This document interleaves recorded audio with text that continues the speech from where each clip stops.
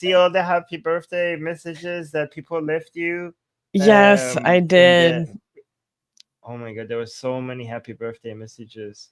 So yeah, guys, we had a community post on Atheist Republic's community tab on YouTube, and we asked people to say happy birthday to Susie, and there was a ton of messages there. So thank you, everybody. There was a lot of heartwarming. So Susie has read some of them, but there's so many of them. She's gonna go read the rest of them soon. And also on the Persian side, I also posted there as well on our Persian channel as well, and there was a lot of happy birthday messages there as well. So do you need me to translate those for you, or you could just translate them yourself? I can probably use Google Translate. It's good enough. Okay, I think. So, yeah. Okay, sounds fantastic. Yeah. Yes. It was amazing. It made me feel so good. It was so sweet. But can I tell you something particularly funny? Or at least it's funny to me. So, you know, one of the reasons why I love having a lot of Iranian friends is because, especially to an American, in the way that we express our emotions, Iranians, culturally speaking, and I think it's because so much of the language is like literally poetic, come across as like very emotionally like dramatic and exaggerated, especially if you take a lot of things that are just like a normal polite thing to say in Persian, but you translate it literally to English. It's so dramatic in English. It's like, I will sacrifice my eyes for you. You are the ground that I walk on. And step onto my eye. Yeah. Step onto my eye. Where you're like, that's the crazy.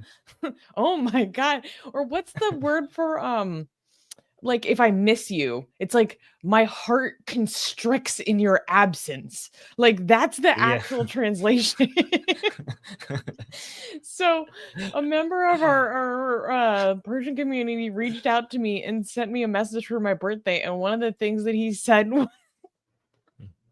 future generations will take pride in your existence. I was like, oh my god. Yeah. Well, I come up with Persian is to say, I hope one of the most common things to say, I mean, this is not extreme, but it's just very common. They say, I hope to see your 100th birthday. That's a very common happy birthday. Oh.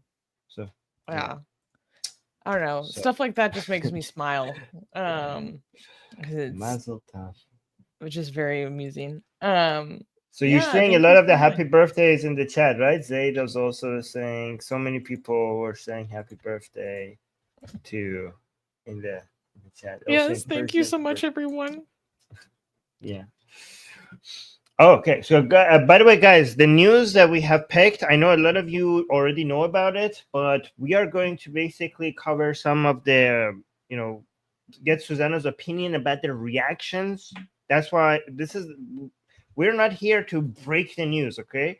We're here to cover some reactions, our opinions on stuff, your opinions on stuff. So that's why we let the news simmer a little bit so that you guys have sometimes a little bit more of a, developed take on it after things pass, after other people react to it. So that's what we also just need more information to come out most of the time. Sometimes, yes. Sometimes we decide to go something fast. Sometimes we wait for it a little bit. But especially the news that everybody already has heard in other places, you don't need for us to break it for you. Like sometimes we say a news fast if we think like you might not hear it in other places, even if it just recently happened.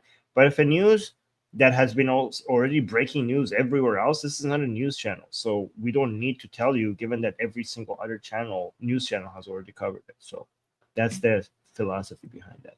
But Susie, we have a Susie rant before we get to the news, and also we have some super chats as well. But yes, let's go through the Susie rant before we go to the news. Oh my god, I don't know if it's a Susie rant. I've just been percolating, stewing in the reactions to the election and having them just wash upon me like seashells just washing upon the shores of a tide. And I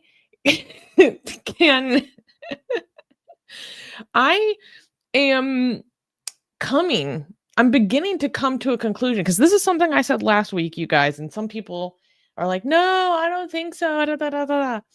What I said was that with the crazy loss, the crazy L that the Democrats took in this past federal election, some people are like, oh my God, they're going to like totally like change their game and do everything and try to win, blah, blah, blah, blah, blah. And what I said is there is going to be some faction that is actually focused on winning, and they're going to try to do a course correction. Now, as we've started to get further out from the results of the election and more reactions, more fallout, I'm beginning to see a pattern emerge. And I think that pattern is that, like I said before, there are going to be the true believers of the dogma, the true ideologues, and there's many different ways you could call this ideology, but whatever it is the toxic and abusive behavior that is characterized in our current progressive culture. I like to call them capital P progressives, like dogmatic, really dogmatic, woke progressives, whatever term you want to use. I think we all know the kind of type that I'm talking about, right? I fully believe that they are going to double down. And because they're going to be doubling down, we're already seeing this. I think it is going to be incredibly difficult for the Democrats to reform, to the point that I think it's going to take them like 10 years to get their act together if they are lucky. Because the problem is that we are beginning to see more instances where Democrats are essentially allowing themselves on different levels of their party to be ruled from the bottom. And there's been a few instances of this. There are rumors that the reason why Kamala Harris didn't go on Joe Rogan's show, which was a huge loss and mistake, was because she was worried about backlash from younger progressive staffers. Wow. Then there was an incident that happened. There was I can't remember what district he represents, but Representative Seth Moulton came out and made a comment after the election saying, I can't remember the exact quote, but something along the lines of reflecting on why the Democrats lost and saying like, as a father, I'm very concerned about a bunch of boys running over my daughters on the soccer field. But as a Democrat, I'm supposed to be afraid to say that. So what he's referring to is the issue of trans girls in female sports and how that's very contentious and extremely, extremely off-putting to the majority of the electorate. And so here he is, this man trying to have a reflective moment, trying to think about how we can move forward. And you know what happened after he said that? Very salient admission, Armin. You know what happened? There was a rebellion within his younger staffers. And his campaign manager resigned. And there was immediate backlash within his staff. Just proving the point. Actually proving the point. Because the problem is that if I'm being very honest, people my age and younger have been raised as an activist generation. This is, who you are is what cause you are behind. It used to kind of be like, oh, we have the punks and the jocks and the blah, blah, blah, and what music you're into and all that stuff. Now it's like, what cause are you behind? How do you get social capital because of what cause you stand behind and how you project that outwards, likely on social media? You know what I mean?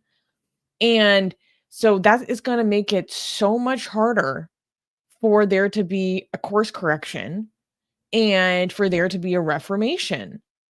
Because there are going to be people who are older and wiser who actually want to do the work of winning.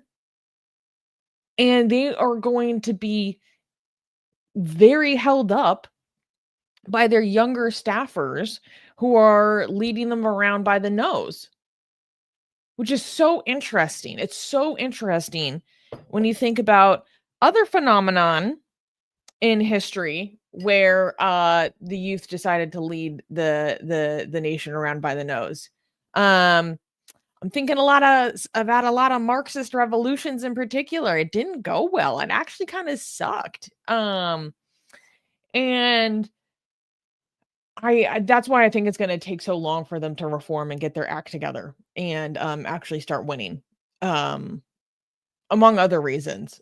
But that's what I'm thinking about this week. It's not looking good for them. I was hopeful. I thought like because Kamala herself was very progressive, and then when when she became a candidate, she stopped talking about all of those loony wokey stuff. To me, I thought that that's an indication that maybe the Democratic Party understands that those shit doesn't sell. And I thought like maybe that means that they're gonna course correct, and hopefully after this election they're gonna abandon the progressives and maybe go in a more liberal route. But you're saying no, that I'm just being too optimistic, No, right? I Is don't that think what you're so, saying? because one thing when I was talking to you about this behind the scenes is that I think it is absolutely absurd that they expected us to believe that's true, actually. Mm. Because when we've been watching what Kamala talks about for the sake of her own political expediency for the past 4 years, all of a sudden, just because she's running as a candidate now, she stops saying that stuff out loud. She never really talked about how she was a woman. Okay, that's awesome. You know? Like that was a step in the right direction. So there was some awareness, but not enough, because you know who would talk about it? Literally every single one of her surrogates on the campaign. So we're supposed to believe that this is not a talking point within your campaign and party just because it isn't literally coming out of her mouth. Give me a freaking break. Like everyone else who's a surrogate for you campaigning is saying it. Barack Obama is shaming black men for misogyny for not really showing excitement in the polls for her. Um, and besides that, one thing that's been frustrating to me lately is this idea that the party gets a blank slate when there's a new campaign. Um, like, am I legitimately supposed to forget the behavior of the party during 2020? Am I legitimately supposed to forget the behavior of all of the, highest in the Democratic Party and their behavior during the George Floyd riots? Like, am I supposed to forget that cringy freaking photo shoot they did where they all went and did like put a knee down where they're wearing the freaking kente cloths or whatever they're called? Like, this is I don't know. It's like with each campaign does not happen in a vacuum. Like the feelings that I've built about both parties happens over years and over times and over lifetimes. Like you don't suddenly get a blank slate when you're running a new candidate and I'm supposed to suddenly forget the rhetoric you guys have been using in the immediate past. Like it's not just, oh, like, well, this campaign was so good, blah blah blah. It's like, well, my opinions about you are not formed just exclusively off of what you've been saying in the span of a few months. It's the behaviors that I've been seeing over the course of years that inform my opinions about our political parties. um and I just think that that's like an absolutely absurd way to, because that's how I feel like a lot of people have been doing analysis, like just within the scope of the campaign that she ran. I'm like, this is so much bigger than just one campaign. I mean, all that being said, um, as much as I could get a lot of amusement talking about the cultural issues and the cultural stuff forever. Um, I do think that in reality, a lot of this did come down to inflation and the polis just going off of economic vibes. Um, because Yeah. normal people don't know about economics They don't care about what a soft landing of inflation is. Like, they don't care that we did much better than our economic counterparts around the world when it came to, this inflation episode. They don't care about that. We go on off of straight vibes, baby. Okay, and the vibes were not good for a lot of people. So, yep, those are my recent thoughts. I had a huge talk with Joshua about all of this, which will be released in 3 weeks. I will share it on our community tab when it comes out. Anyways, should we get to the first news, or should we read the super chats first? Let's see. Oh my gosh. Well, okay, let's go with the comments you highlighted first. Amikai is saying, "Oh, also happy birthday, Susanna. Keep an eye on Rocket for the free world and all the wonderful work that you do." Oh, thank you so much. Oh, Jean is also celebrating their membership for 10 months. Thank you, Jean. Thank you for the birthday wishes. Read, and then this person is just randomly saying Quran written by 30 to 100 authors over 200 years. Well, thank you for the super chat. Armin, on your knowledge, is this true? Okay, so the Quran was written over a longer period of time than people anticipated, and it was written by a higher number of authors than people that the history. I mean, Islam says just there is no authors, but I don't know where this person gets his exact numbers. I just know the period of time is longer than people thought, and the number of people involved are actually more than what Islamic history teaches us. So that's true, but I don't know if these specific numbers are accurate. Yeah. Okay, and Baristana is saying, like the stream. Yes, everyone, please like the stream. It really helps the channel a lot, and it's free.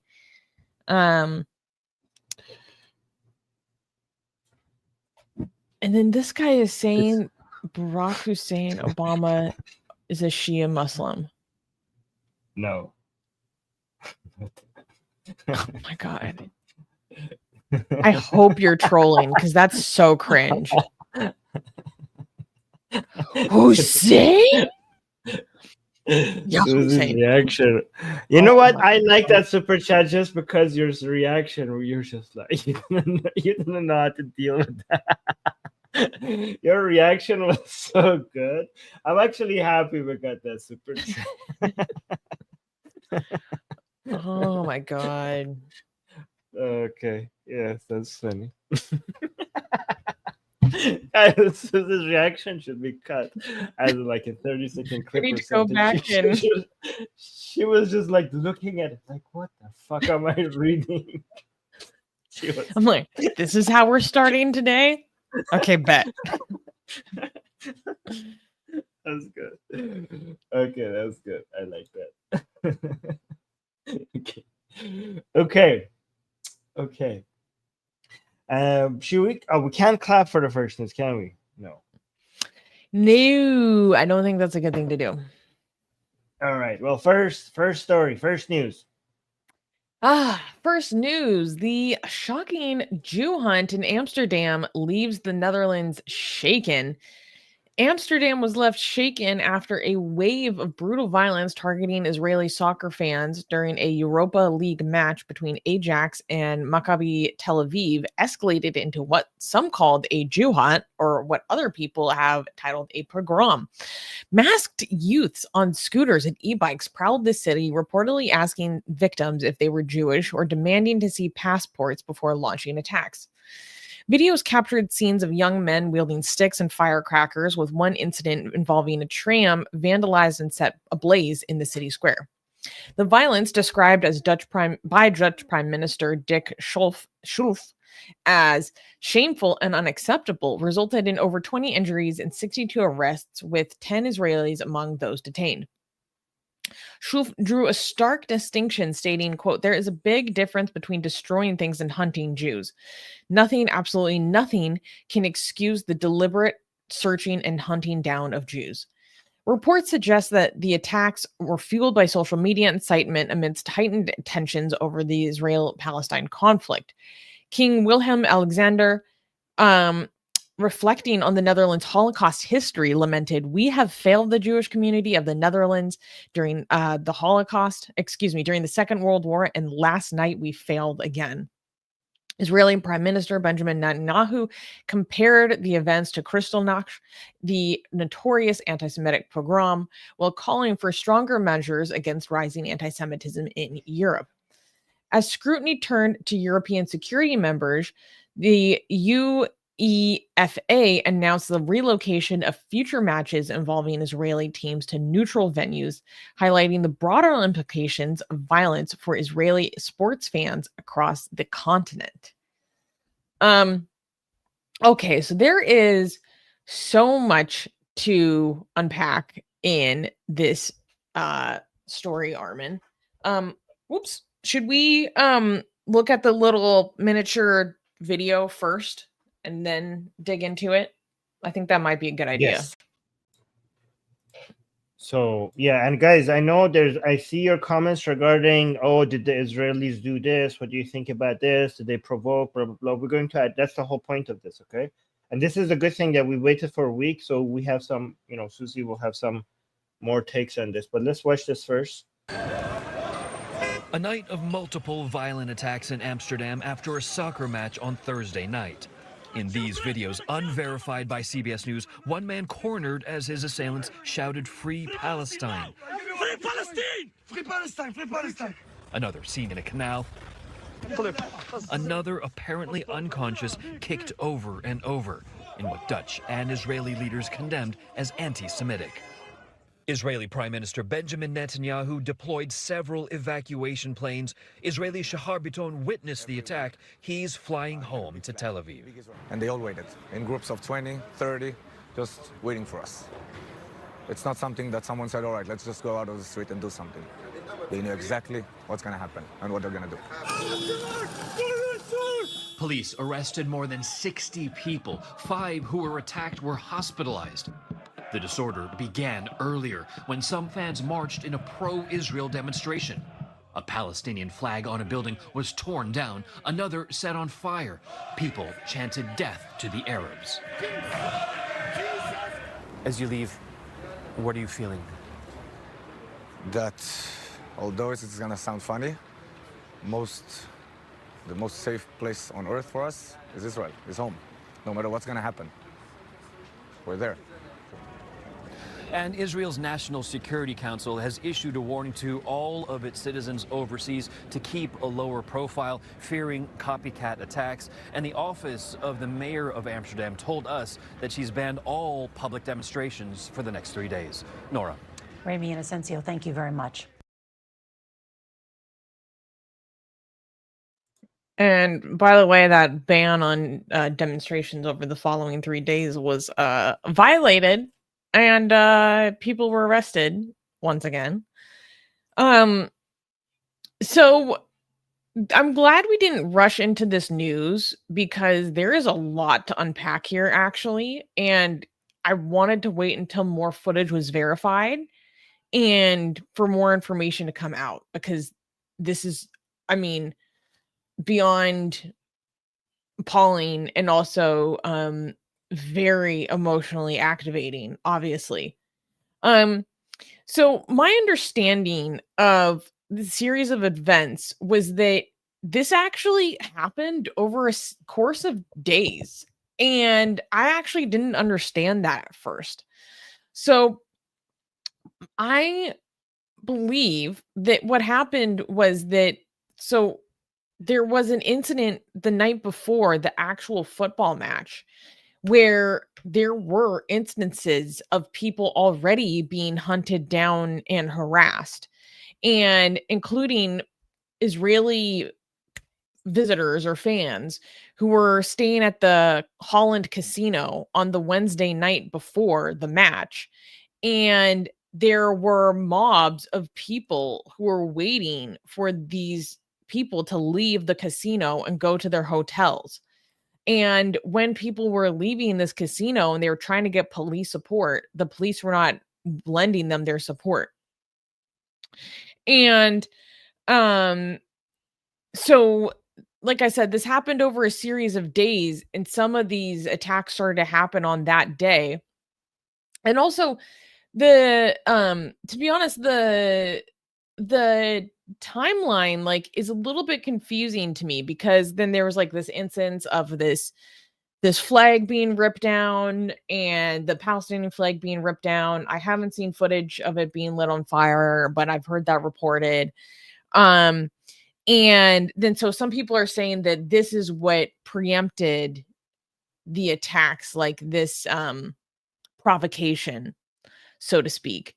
But the more I've looked into it, and based on reporting in a lot of different newspapers that are reputable, generally speaking, there seems to be more and more evidence that this was pre-planned and deliberately organized across multiple platforms and among multiple groups well before any of those provocations happened. So what is frustrating to me is that a lot of people are just basically always like, I don't know how to put this. Like, they're closing their eyes to everything else and then once again just blaming it on the Jews for like being there, basically. That's honestly what it comes across as. Because let's be clear, I do not support vandalism.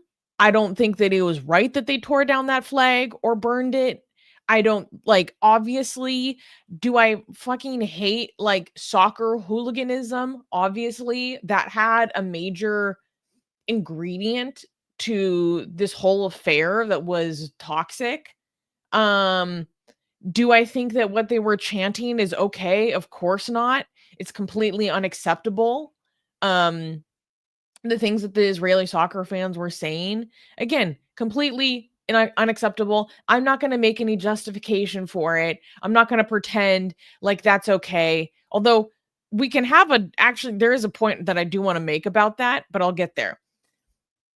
Regardless of all of that, based on the evidence and research that I've done so far, it seems to me that this was completely pre-planned before any of those provocations, and that it was organized within Uber network drivers. They're saying that they're going to be investigating this. There were, gangs of youths on scooters beating people up.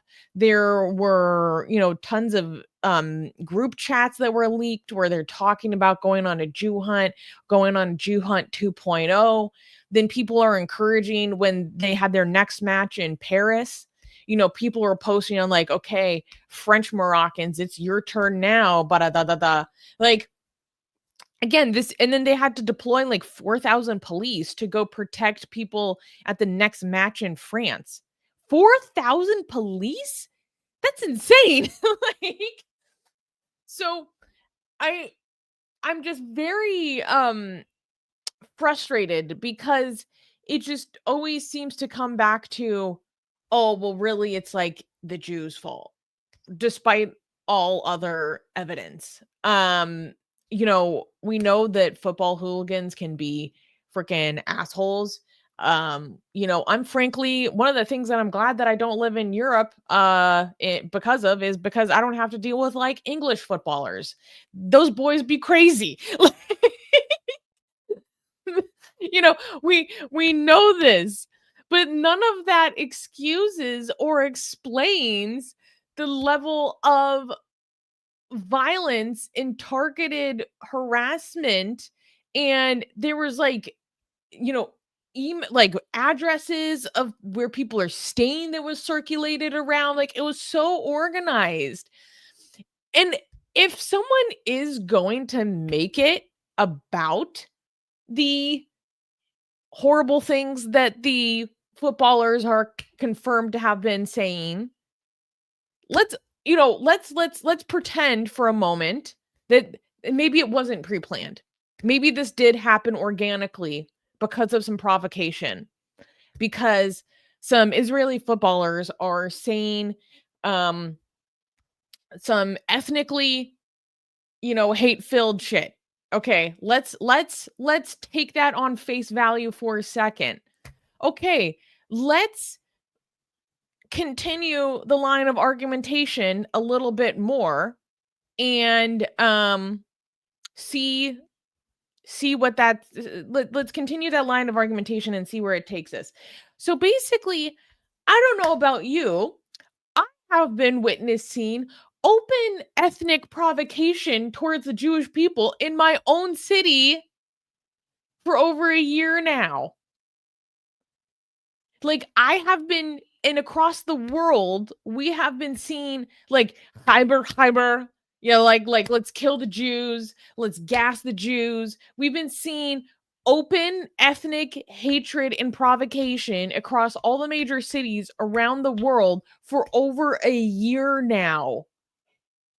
Did we see anything mirroring the level of mass gang violence towards the people who were saying those ethnically hatred-fueled slogans towards the Jews? No, we didn't.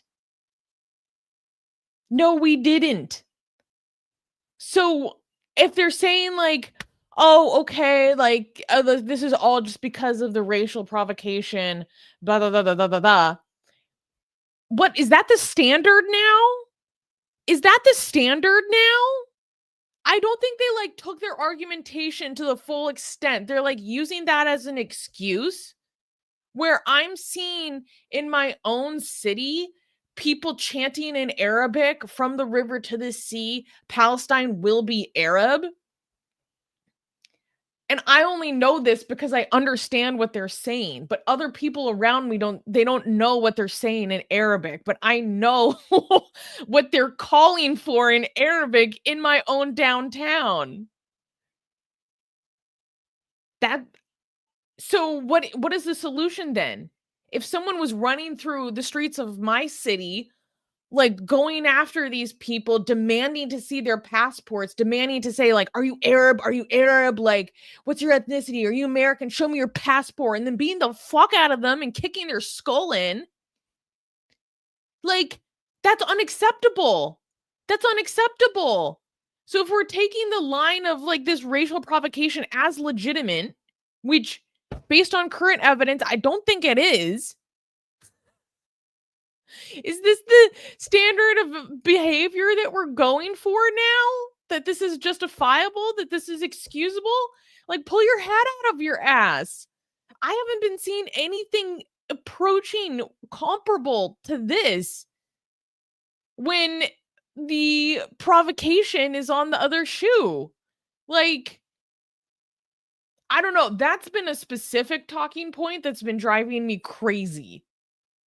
It's like, well, they were saying this, like, look at what they're saying. And I'm like, yeah, and look at what people have been chanting all across like Sydney and London and all over the place. And do you see an equivalent response? Like, no. Are you saying that this is acceptable behavior? That just like words? It's just acceptable to just like unleash mass targeted gang violence against people because of some words? I thought we're adults here. Yeah. So sorry, that was my stream of consciousness rant. So if I I pretty much agree with you, but if I want to basically put them in a list, first of all, it looks very much pre-planned. So even if you're seeing the footages, even if you want to play the game on who started it by showing the anti-Arab chants and taking the Palestinian flags down, even if that was the standard, it seems like the other side started it before any of this, right? So based on the evidence that we have, okay. So, but even if it wasn't pre-planned, this has nothing. What we're seeing is nothing relative to what the so-called pro-Palestinian side is doing. Like, oh, really? Some people on the other side is racist? Oh my God, they took a Palestinian flag down. Again, like Susanna said, we do not We don't agree with that behavior, but this is on a completely different level. We're talking about beating people up. We're talking about Jew hunting. Okay, yes, that's throwing them in wrong. the canal. Like, are you fucking kidding me? Yeah. They're not going because- after like Israelis. They're not going after Maccabee fans. They're saying, "Are you a Jew?" Right. So relatively, even if we do want to say, okay, yeah, don't take out, this is destruction of someone else's property, racist chants are racist. Sure. But again, that's like level 3, 4, and this is 100 beating people up because they're Jews. Like the fact that you're bringing this up when the focus should be on Jew hunting shows that you always want to find a way to blame the Jews. And then again, as Susanna pointed out, this standard, if we had this standard, then all the you could excuse brutality against Arabs forever, because you will see racist chants, genocidal chants, racist chants from Arabs. I mean, way more than you will see it from the Israeli side. So what now? Are you setting a standard like, well, they started it? Do you know this will make every Arab person everywhere in the world completely unsafe because we have more Arabs chanting racist things and chanting genocidal stuff? And again, not all, but relatively as a percentage higher. So if you want to collectively say like, well, it's open, like they started it, so they brought this upon themselves, you are opening the door to a standard that will leave no Arab safe ever again.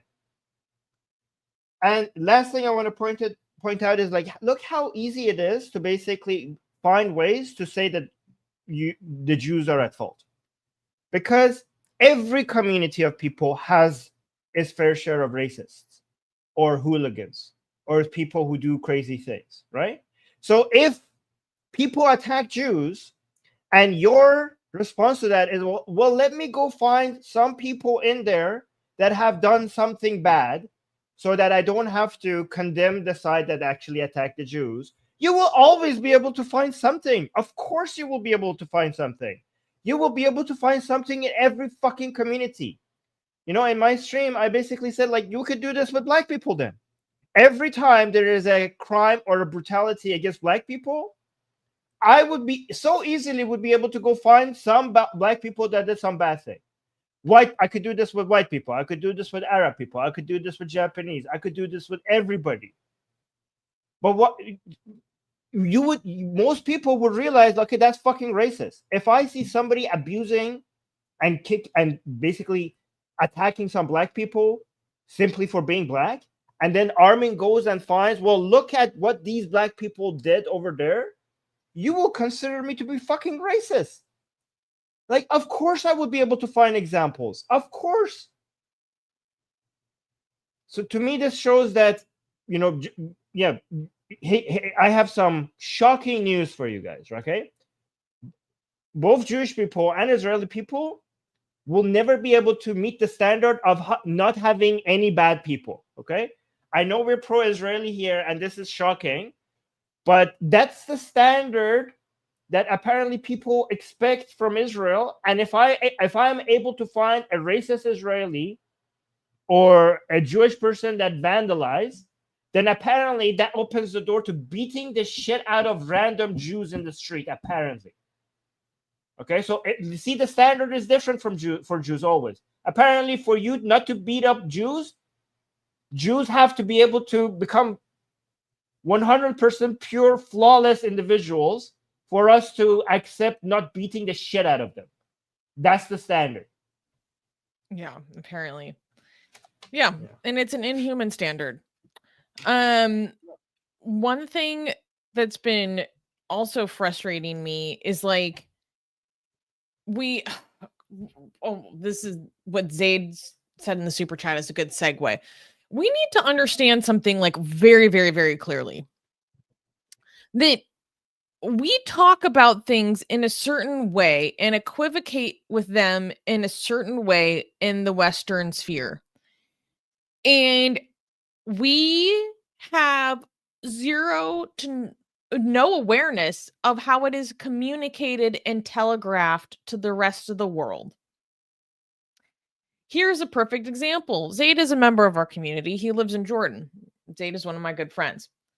He texts me after this happened and he goes, Susanna, in my neighborhood, all the restaurants and cafes and cafeterias and so forth are giving 50% discounts to anyone that is ethnically Moroccan in celebration of what happened in Amsterdam. Wow. What the fuck? So let's serious? break down what that means. That means that they view this and understand it clearly within themselves and within their own culture as a Jew hunt. They don't equivocate about any racial provocation or whatever. And they openly celebrate it as such to the point that they are willing to give 50% discounts to any random person that happens to share the same ethnicity as other people who were going around assaulting Jews, terrorizing them, and throwing them in the fucking canal. So this is what I mean. We can equivocate like all we want about why this happened or what led up to it. But what is telegraphed and understood with absolute clarity to millions of people around the world is that this is good and worthy to be celebrated because it is a way to attack and terrorize Jews. There is no, what's the word I'm looking for? There's no muddiness to it. They understand it and see it clearly. And they see it as that clearly. So that's why I don't think it's healthy to be quibbling about what caused this when other people are reading it with absolute clarity that this is what it is and that was good and that we celebrate it to the point that we're just going to go give discounts to any random person of a similar ethnicity. Like, I also think that this is a way for people in Europe to once again close their eyes to the issue of Islamism.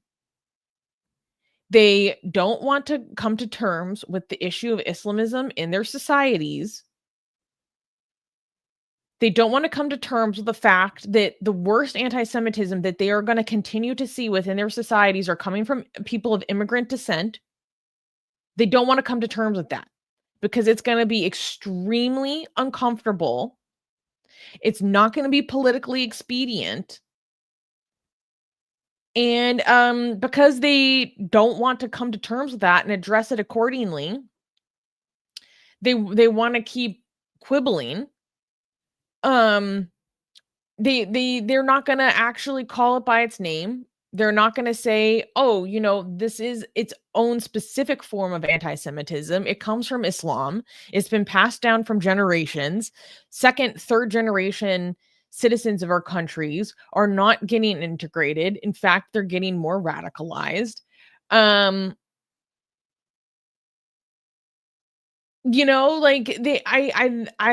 don't know what I really cannot even explain what's going on with the attitudes of people in positions of power and governments in Europe. It's to the point where I'm familiar with people who are applying for passports in foreign nations outside of Europe. Because I think the generational trauma of Jews is thinking about why didn't people in the 20th century leave sooner? Why didn't they see the warning signs and leave sooner? And I know people in my personal life who have committed that they will never make that mistake again. And what that means is that they are already making backup plans. And they are already preparing to have a way of escaping should they need to. They want to stay and keep up the good fight for as long as they can. But in the meantime, they need to start thinking about plan B. And many already are. And that is such a stark condemnation of what's happening in Europe. I frankly don't even have words for it. I know someone who actually left Amsterdam over 20 years ago to come to America because of how bad the anti-Semitism was that she experienced from Islamists. That was 20 years ago. And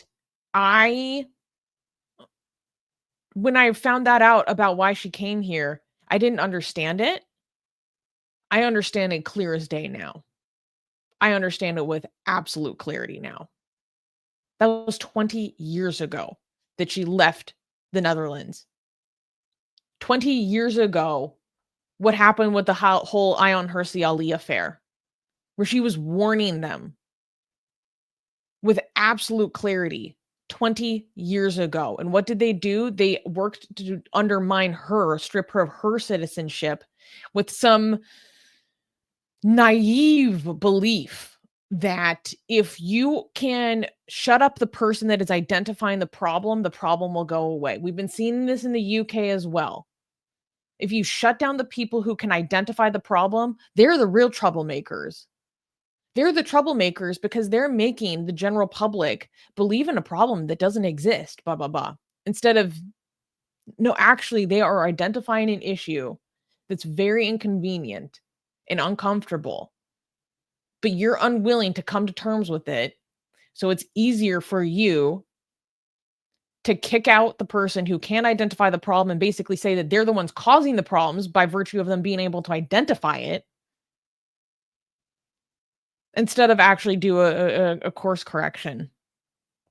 Yeah, So sorry, I that just want that to just also went off. remind everybody that this confirms Zionism. Again, remember how some people say, why did Jews need Israel? Europe and United States is safe enough.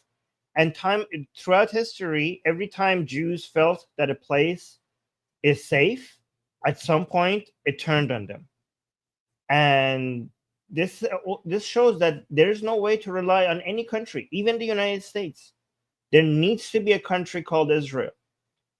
We're talking about the most deepest, most fundamental, most ancient, most deep-rooted hatred that exists, most insistent hatred that exists in history, in since ancient Rome. That is global, that is ever present. It's insane. Like this justifies, if nothing else, if you put everything else aside, this by itself justifies supporting a country called Israel where Jews could go feel safe. I mean, these people who are attacking Jews in Europe, I mean, we're talking about liberal countries. These are supposed to be the most stable, most advanced, most secure countries in the world, and Jews cannot feel safe there. We need to have a country called Israel for Jews. These people are confirming, these are also a lot of Israelis have forgotten, people forget. A lot of Jews, especially American Jews, European Jews, sometimes think like, oh yeah, this feeling before October 7th, they thought like not feeling safe as a Jew was something for our parents and our grandparents. The world has changed. And now a lot of these other Jews are convinced like, okay, no, we need Israel.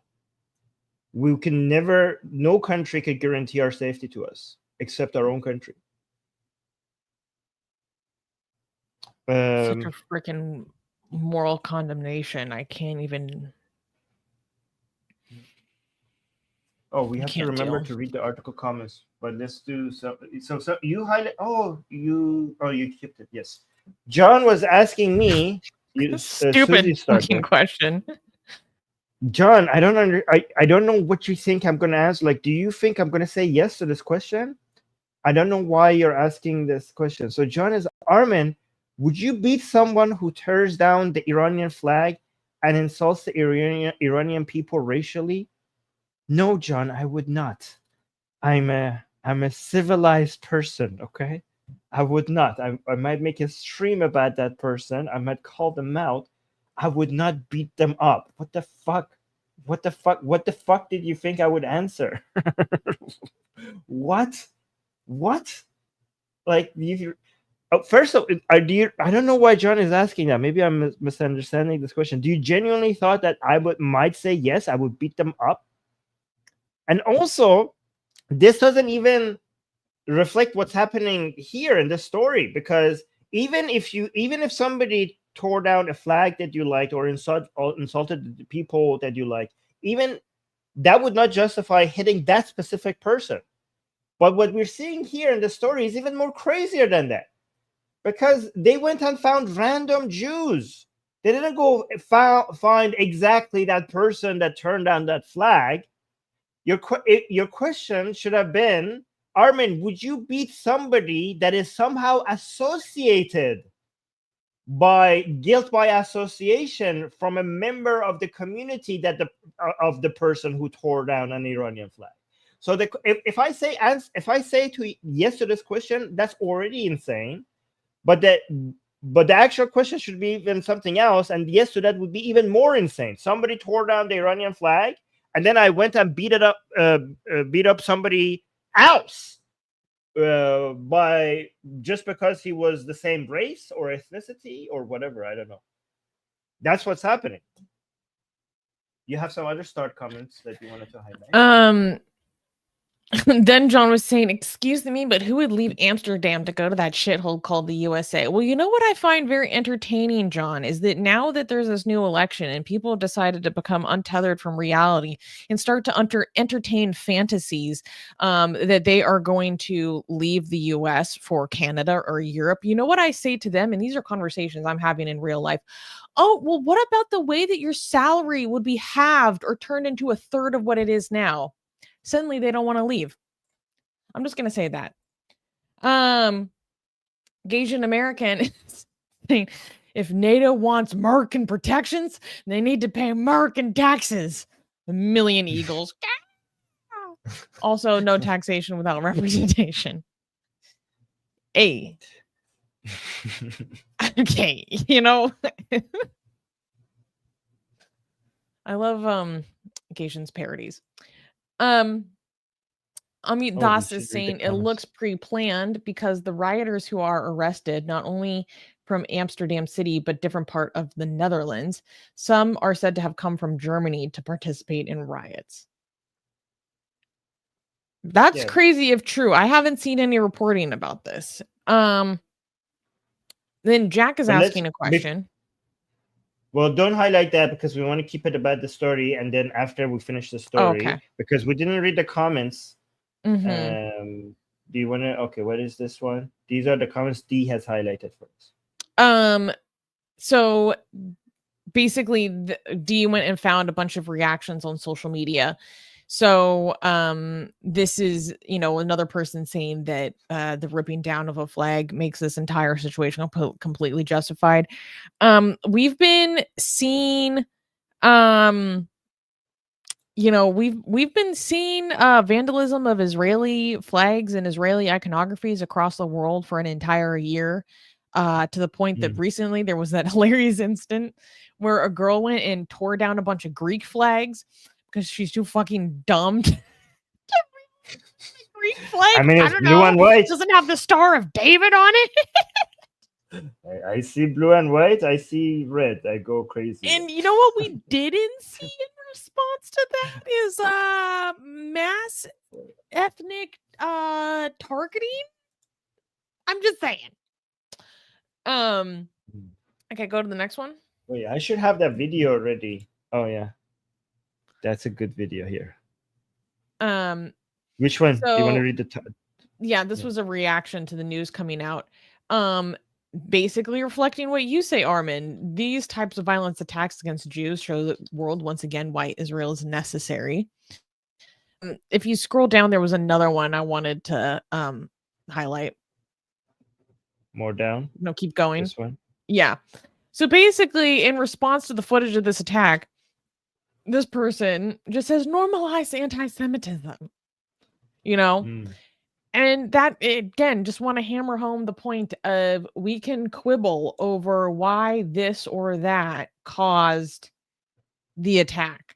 The fact of the matter is that it is being understood by millions of people specifically as desirable because it is going after the Jewish people. So I don't find the quibbling particularly healthy or useful. So a few more comments in the live chat. Sarah is saying, Shalom from Tel Aviv.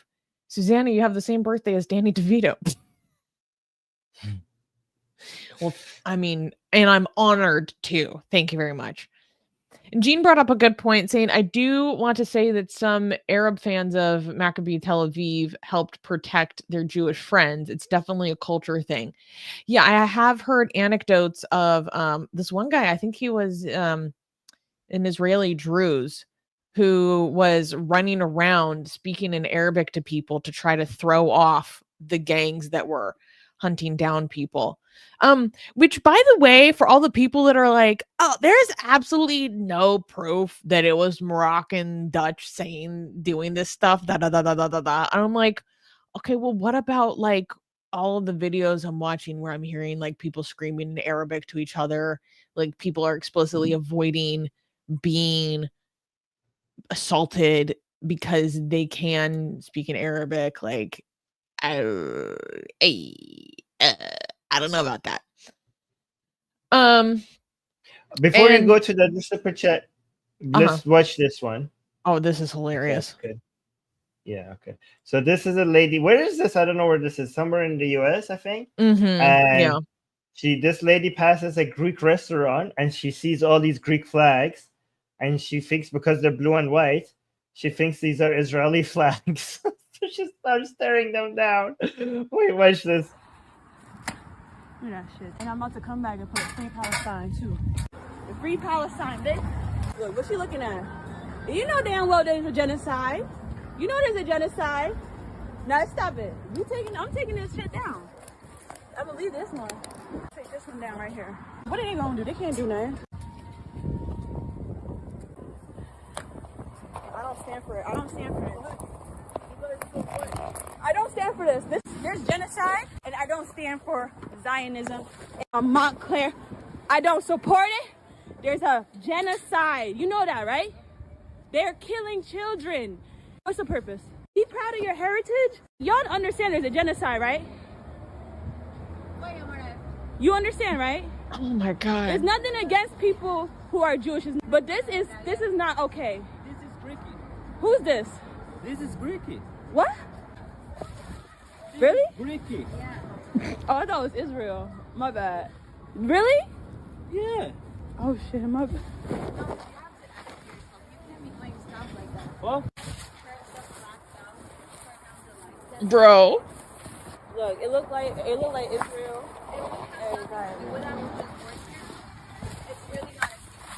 Okay, well, you want it back? Bro. Are you sure? Let me look this up right. Let me look this up. Okay, when this happened, I remember telling Armin about this, and I'm like, how the fuck do you do this? Have this embarrassing interaction with two people?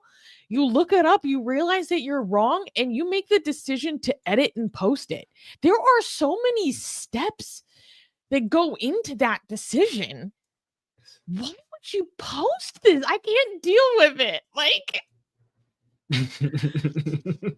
I wanted to capture this moment in his face. And then he's like, it's Greeky. It's his Greeky. Face is so, I was like, what the fuck is happening right now? She sounds like a freaking bot. The only word coming out of genocide. Can you give me something else, please? Okay. Oh my Lord. I don't know. See, I have too much shame to post something like this. Maybe what would my life be like, Armin, if I was this level of untethered from shame? I'd be unstoppable. She's like, oh, my bad. And then she starts looking it up. She starts looking it Do you want this back? And they're like, yeah. Like, Yeah. Okay, so people in the chat. Okay, we got a super chat. People saying, is Khamenei dead? Guys, there's some news regarding Khamenei being in coma. Don't trust stuff like we get that at least once or twice a year. They kill Khamenei apparently, and they bring him back to life. Okay, so do not believe the stories, these types of stories, until you hear it in, somewhere reputable, like I don't know, like Reuters, AP, France 24, DW, somewhere like that. Like not these don't believe these rumors that are spreading on social media until you get some more credible sources for that, because this happens every so often. Oh, Khamenei is about to die. Khamenei is in coma. There's no evidence for that right now. And also, when you see certain mainstream media covering it, read what they're saying. Are they saying it happened, or are they saying there are social media rumors about it? Because even they sometimes might report on the rumor, but the news is not that this happened. The news is that the rumors are happening. So just be careful about what you're reading. All right. So you want to read the Jack Johnson gave a super chat saying, what hate speech should be illegal? Dehumanization, advocating genocide, false generalizations, such as most Muslim men are PDF files. Excuse me, YouTube, you didn't hear that. If hate speech likely inspires violence, should it be banned? No, I am against hate speech laws. Incitement to violence should be banned. It is already an offense. Harassment should be illegal. That is already an offense. Fraudulent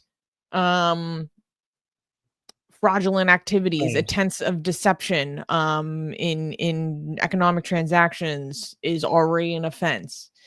I'm speaking mostly as an American, obviously. The US has the right balance, basically. If I tell you that this will cure your cancer, buy it from me, that should be legal. If I say, hey, go eliminate that person and I will pay you, that should be legal. So I think the right balance is the US balance. When it comes to secularism, I think France has got it right. When it comes to free speech, I think the US has done the best, right? When it comes to trying to stop these things from happening, reducing people's speech doesn't work. In fact, it will have the opposite effect. So if you think that you're going to stop these things from happening just because you passed a law telling people that they're naughty if they talk about it, no, it doesn't work. It doesn't work like that. I'm sorry. You're not going to be able to reduce these ideas from spreading just because you wrote the law about it. Especially now with social media. So let's go to we got a few more super chats. John is saying, Armin, would you support this over 300 movie? Joke. Would you support what? Would you support? I don't get the joke. I'm sorry, John. I don't get the joke. I don't get the joke. So your joke is too intelligent for us. It's basically going over our heads. Okay. Gazan, in response to the video of the Greek girls, and she's holding herself accountable, and we need more people admitting when they are wrong. An Uber driver told me he was shocked to see Maoists in America. I mean, okay, yes, we do. I appreciate that. Yes, I agree, and that's something we try to model on this channel. I'm just speaking from a personal level. Why as an individual, why would you post that? maybe they're just too. Maybe they're just they don't. Yeah, I made it. Maybe they're I was dumb here to see me being. Maybe actually we should appreciate that. Maybe somebody realized that they were dumb. Actually, I don't appreciate that person because she's still anti-Israeli, probably.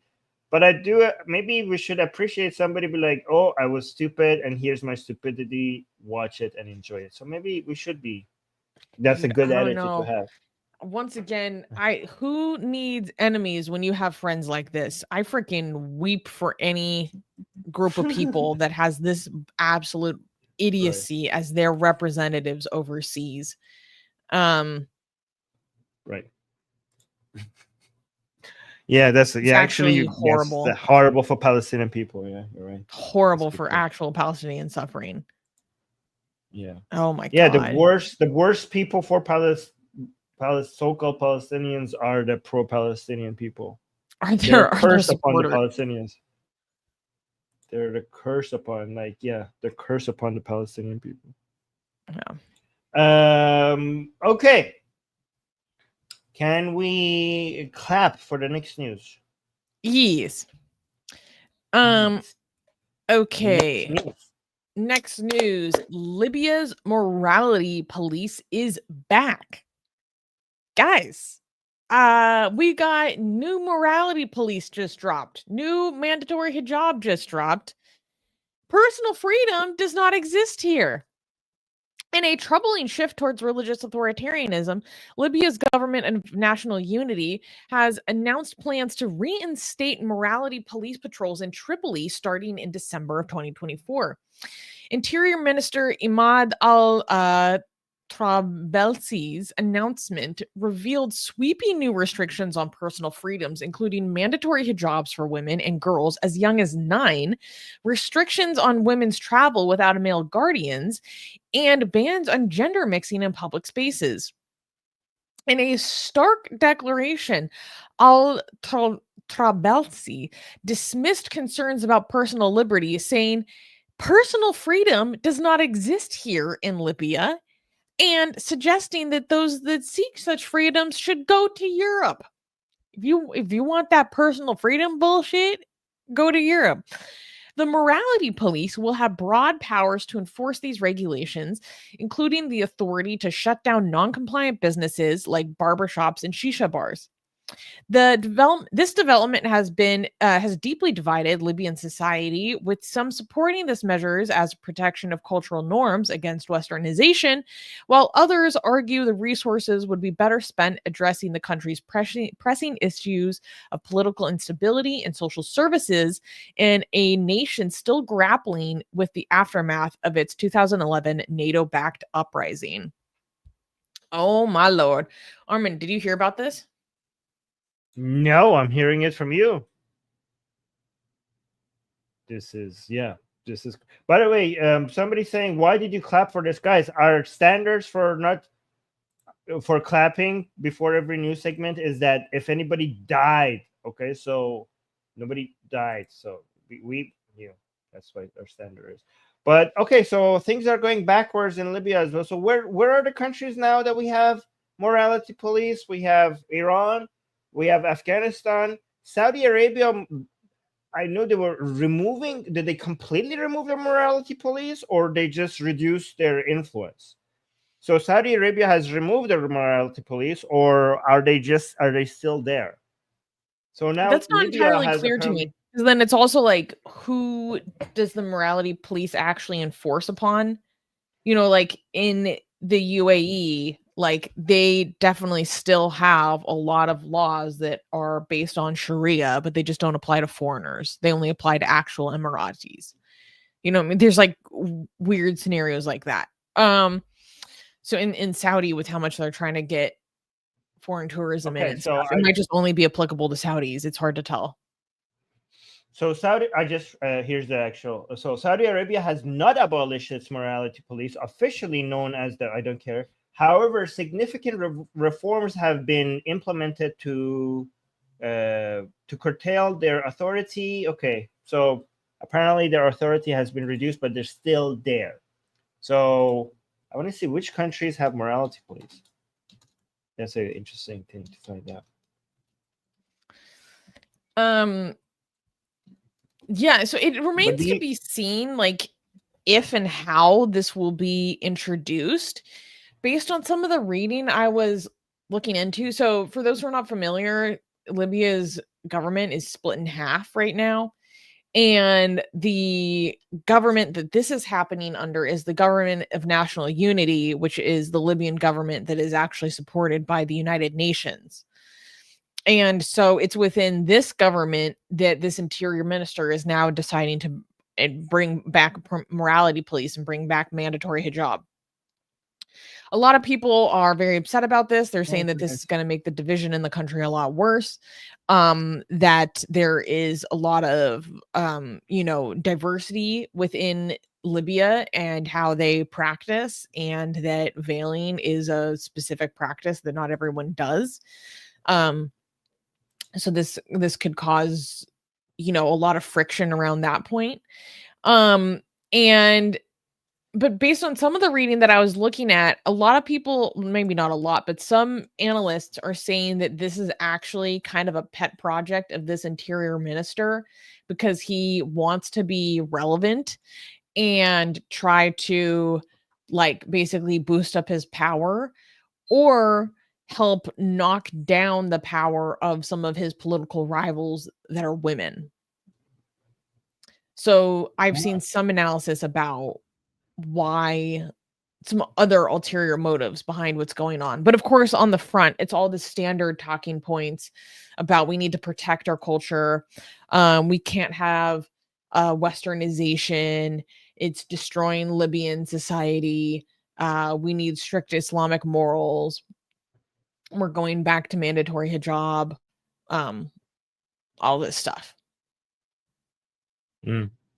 Interesting. So this is a political. It's usually always not always, but usually a political reason behind the religious excuses people have. Religious is used as a weapon. But so the countries that have morality police are Iran, Saudi Arabia. So apparently Saudi Arabia did not abolish it; they just removed their authority, but they still have it.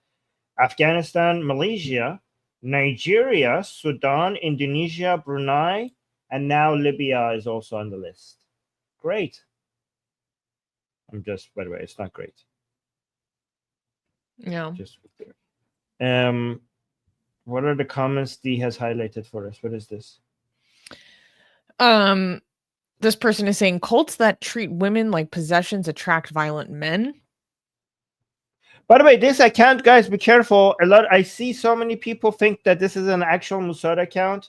Yeah. It's both on the Persian side on social media and on the English side. I see Telegram accounts or Instagram accounts or Twitter accounts like, oh, Mossad said this, Mossad said that. I'm like, wait, really? Mossad said this? And then I go look at their source, and it is this Twitter account. Guys, just because this has a blue check mark, it doesn't make it an official Mossad account, and everybody can get a blue check mark, okay? Just be careful. This Mossad commentary account is not actually a official Mossad account, okay? So just be careful with that. What is this? Lower or here? Wait, scroll down a little bit. So this person is saying, after the Americans set foot somewhere, Islamism is born. Weird. Drawing a connection between the NATO-backed uprising. They think United States is actually spreading Islamism. These are conspiracy theories. What is this one? Yeah, and then I actually think this is very interesting. It's telling how captured the UN by Islamic countries that this is the government they support out of the two options. Interesting. Well, actually, it's more complicated. Libya is so fucking complicated, guys. We could basically do 6 or 7 hours about the political situation in Libya. It's so fucking crazy. Even people, guys, it's not just crazy by average people standard, where they look at something politically in another country, okay, this is actually too much. It's actually the level of crazy that political analysts are just okay, this is so fucking complicated. Even for political analysts, the situation in Libya, the number of foreign actors involved, you have to have a diagram to be able to follow the shit that is happening in Libya right now. It's a fucking mess. Anyways. Yeah. All right, so should we go to the next story? Oh. We cannot clap. Oh no, we cannot, guys. Again, we did not approve of this previous story. We do not approve of this one either. But people be dying, so we are not going to be clapping in this one. Okay. Anyways, next news. Next news. Taliban holds shocking public execution in stadium. In a disturbing demonstration of their continued implementation of strict Sharia law, the Taliban conducted their 6th public execution since returning to power, carrying out the death sentence of Mohammed Ayaz Assad at a sports stadium in Gardez, Afghanistan. The execution, witnessed by senior Taliban officials, including Interior Minister Syria Judin Haqqani, exemplifies the regime's commitment to their harsh interpretation of Islamic law despite international condemnation. As the Taliban Supreme Court stated, quote, the case was meticulously examined and scrutinized by the 3-stage military court of the Islamic Emirate in multiple iterations before the order of retaliation, qisas, which was issued and approved. The event, which drew crowds to the stadium despite a ban on cameras and mobile devices, has sparked strong criticism from UN officials, including Special Rapporteur Richard Bennett, who called for an immediate halt to such atrocious punishments. This execution follows a pattern of severe public punishments by the Taliban, who have also flogged hundreds of Afghans, including women, for various immoral crimes such as adultery, theft, and homosexuality, with nearly 100 public floggings recorded in October alone. So, I have done a little bit digging into the story, and why this man was killed is not immediately clear. But there are a few things about the reporting details which we can use to deduce what happened. So in these, in the language they use, they talk about the order of retaliation, or I can't pronounce this right, qisas. And then I also saw a little bit of reporting about how the person that executed this man, they shot him 3 times in the chest, reportedly, was a member of the family of his victim. So what do I gather that means? What I believe that this means is that this man was accused of murder or manslaughter in some capacity, and he was found guilty, and they used the concept of retaliation to be the what's the word I'm looking for? Blood for blood? The cause for his execution. So Armin, I think a lot of people probably would not be familiar with this concept in Islam called, I can't pronounce it right because I can't do the sound in the back of my throat. Qisas. I don't know. Can you say it? Yeah, so qisas, we also have that in Iran, unfortunately. So basically, if you kill somebody, then the issue becomes between you and the family of the other side. If the family of the other side wants you dead, then the price for blood is blood. So they have to kill. So the government will take a step out. So basically, it's not like in modern countries where the government decides what needs to be done. Okay, so it's more like basically the judge would be the family of the person who was killed, and if they want you dead, then you die. Which is, but by the way, guys, this actually is very crazy, because if you kill your own child, then you could technically, if the mom forgives the dad, for example, because it's her husband and maybe she relies on him financially, he could technically get away with killing their own child with very little punishment. If the mom was like, well, this was my child and this is my, it was my property, especially if it's a girl. If it's a girl, then you could go to a very little prison sentence for just basically killing your own daughter, because the mom relies on the husband financially, and the mom could basically no blood money needed, so get them out of there. So that's pretty insane. But anyway, it's just blood for blood. It's basically biblical. It comes from the Hammurabi. I think it goes back all the way to the Hammurabi. But yeah, they make it public. It's an event. A lot of people show up to watch it. It seems like it's a major source of entertainment. which is insane. I mean, execution in general are barbaric. I think, but this is a completely different level. So I think any country that still has execution as a form of punishment, that's already a shown like backwardness. Like it's not fully the justice system of a country, like any state or country that has execution in it hasn't yet evolved to the modern times yet. But the fact that they make this public and a lot of people come to show it as a source of entertainment, that is a different level of barbarity and backwardness, in my opinion. So many people show up. Yeah, wait, let's go through the comments that D found, because a lot of them are I think D managed to find her way to Talib Twitter. I don't know if people know this, but there are a lot of Taliban fans all over Twitter. So this one person scroll down a little bit more. They're very active on Twitter. They're very active on Twitter. Like, what's going on there? Like, yeah. This one person responded saying, haha, or excuse me, I'm dyslexia. Justice is the most beautiful thing God created.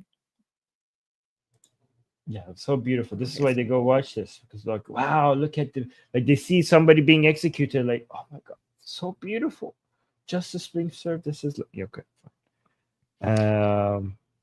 The next response is, yeah, that's good. I like Sharia because of its justice and fairness. Yeah.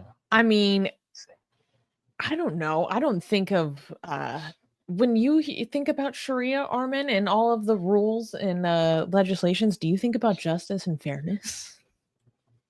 No, especially a lot of people when they are because of the sauce of the family on the other side has to basically be convinced not to execute you, right?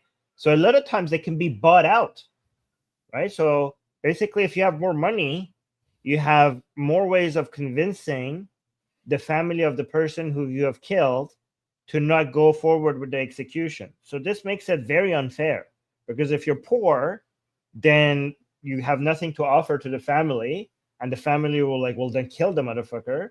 But if you're rich, there are ways to convince the family to not execute you, because there's a lot of cash involved. And so, yeah, this is already very unfair situation. Yeah. There's one more. This person is saying it's a good thing we don't compare that rate of killing to Israel's killing of torture and civilians. Excuse me, in innocents. That would be embarrassing. You know, as if saying just talking about bad things happening in another place is another instance to say you're not talking about Israel. And I mean, we can talk about bad things. Although I went to go look at this account because I'm like, is this you know what's so interesting? I find it so difficult to tell the difference between an Irish anti-Semite and just an actual bot.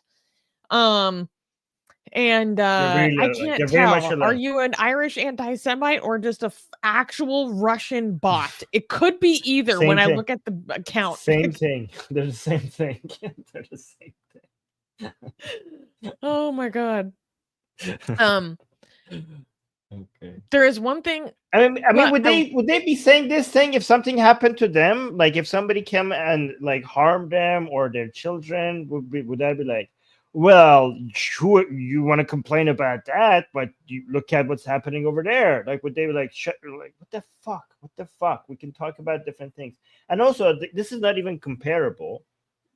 Because one is an act of self-defense against a violation of your border integrity and the attack on your civilians, and this is an unjust way of oppressing your own people. So this is fucking completely different things. Yeah. I mean, people not know the whole system of Qisas. One thing that I want to emphasize to people is this is specifically for Iran. Because one thing I get frustrated with is our governments interacting with the Islamic Republic as if they are just any other state and any other government. They are not. They are an abnormal state.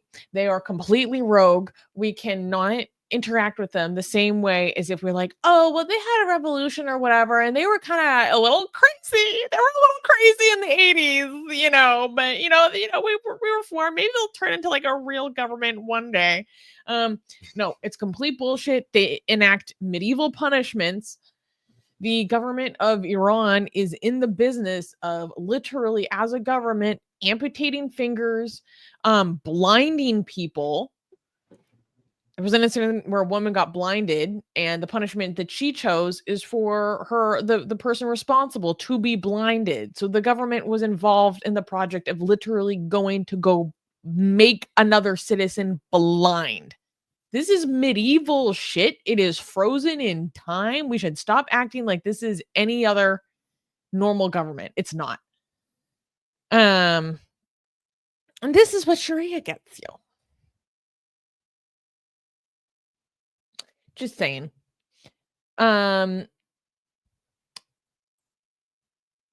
Oh, I just saw the last news. I know the next news is not the last news. I just saw what we're going to talk about, and I'm going to go download the memes that I've been posting about that. I wish I knew that we're going to talk about it. I'm just going to have 2 memes. Okay. Okay, so we got some super people chats. have been making. Okay. Hold on. I need to have this ready for the last news. Can I ask you the super chat though? Because one of them is in regard go to your area of expertise. Go ahead. Keishan is saying, would a late term abortion count? Count for what? I guess murder in a system of qisas? Like, I think so, because typically most schools of thought illegal. The abortion is allowed up until the ensoulment of the fetus, which according to them is supposed to happen around like 40 days or something. Yeah. Depends. I mean, it's not allowed, but I don't think they treat it the same as murder. I mean, there is punishment for it. It is illegal. There's a crime for it. Like, it is considered to be a crime, but I don't think the punishment is the same as, just straight up murder. Yeah. So John is clarifying his last joke, saying, Armin, would you attack a Greek restaurant over the 300 movie as an anti-Iranian sentiment? Okay, so basically, because of Persians don't like the portrayal of Persians in the movie 300, or is that going to justify the racial attack because of the incitement? And I think the answer is a very obvious no. Well, I actually kind of enjoyed the movie 300. I know that's blasphemy among many Iranians to say. So yes. Yeah, I mean, it wasn't fair. It wasn't historic. It was completely just made up. And Iranians did not look like that. The Persians did not look like that at all back then. It was weird that they. I mean, it seemed to have been trying to do some propaganda and stuff. But again, when it comes to entertainment value, I just enjoyed it. So I think I might be crucified by some Iranians for saying that. Yeah. We'll see. Don't tell them, this is on the English side of our organization. It doesn't count. Yes, guys, please do not report this on our Persian side in the Persian channel. Thank you. Jack Johnson gave another super chat saying, is Taliban better or worse than medieval caliphates? Armin, you're more knowledgeable about this. Okay, so when you say medieval caliphate, you're talking about a lot of different people throughout a long period of time. So it depends on which specific caliph you're talking about. There were periods of time that there were some caliphs who were very, very tolerant, very, very easygoing, very, very secular even, and just brought peace and prosperity.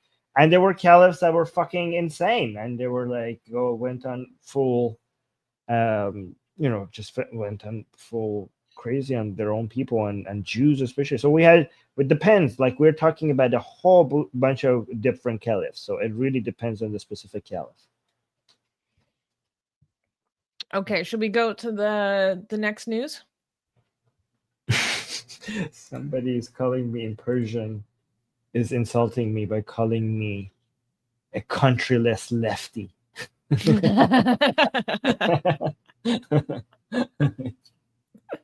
See, I like how by the way, guys, the point is immediately proven about the sensitivity. yeah, guys, by the way, among Iranians, many Iranians, the term lefty is a huge insult. Okay, I mean, we do have our own fair share of lefties and Marxists, but so the hatred for leftism among Iranians is so high. Yeah, so high. So I didn't understand it for a while. I'm like, what? Yeah. What? Seems like this is really sensitive. Blah, blah, blah, blah, blah. And then the older I get and the more I learn, I'm like, they're not kidding. They have good reason to be sensitive. Okay. We should move on to the wait. I have the the next news is not the meme one, Mhm. but clappable. Did anyone die? No. Okay, clappable. Okay. Next news. Next news. Invalid Jihad. Top Gazan cleric issues bombshell fatwa. In a groundbreaking move that has reverberated across Gaza and beyond, Dr. Salman al-Daya, a highly respected Islamic scholar and former dean at the Hamas-affiliated Islamic University of Gaza, issued a fatwa denouncing Hamas's October 7th attack on Israel as an illegitimate jihad. Dr. Daya's detailed 6-page ruling criticized the operation, which resulted in over 1,200 Israeli deaths, hundreds of hostages, and a devastating war that killed more than 45,000 Gazans as a violation of Islamic principles. Quote, human life is more precious to God than Mecca, he declared, emphasizing that jihad must meet strict conditions, including avoiding actions likely to provoke disproportionate retaliation and ensuring the safety of civilians. Dr. Daya accused Hamas of failing its obligations under Islamic law by using civilians as human shields, neglecting to provide essential resources such as food and medicine, and bringing catastrophic consequences to Gaza's infrastructure and society. He referenced Quranic verses and the Sunnah to argue that jihad must prioritize the protection of lives and honor, asserting, quote, if the pillars, causes, or conditions of jihad are not met, it must be avoided to prevent destroying people's lives. Dr. Daya called on Hamas leaders to form a government focused on unity and Gazans' welfare, urging them to abandon factionalism and avoid actions that further devastate the population. This bold critique not only undermines Hamas's religious justifications for its actions, but also intensifies internal debates within Palestinian society and the broader Muslim world about the moral and strategic implications of armed conflict. So this is very, very interesting to me. So this guy is known as like the Mufti of Gaza, and he is very important and released a series of 6 essays. And these 6 essays detail his rulings about the October 7th attack, and that it is an invalid, illegitimate jihad. And so he's Salafi, and so he goes through and uses the example of, the Salafs, the companions of the Prophet, to talk about, why through their behavior this is wrong and how they're not doing things the right way. I was immediately very frustrated by some of the coverage I was reading of this in the BBC. Shocking, I know. Oh my god, the BBC. Oh my god. By the way, such a shame, like, how much it's been denigrated, absolutely denigrated. I can't trust basically anything they report anymore. But regardless, because when I went to go read other coverage of this that included more of the translations of what he was writing, like in other media, they portray it as if he was being super, like, for lack of a better word, like progressive or something. And I'm like, no. Let's be clear. When you go read what he said, he is 100% still pro jihad. Like, he is 100% still pro jihad. His quibble is that the conditions were not right. Like, basically, if it's not even really about what Hamas did on October 7th that he has a problem with.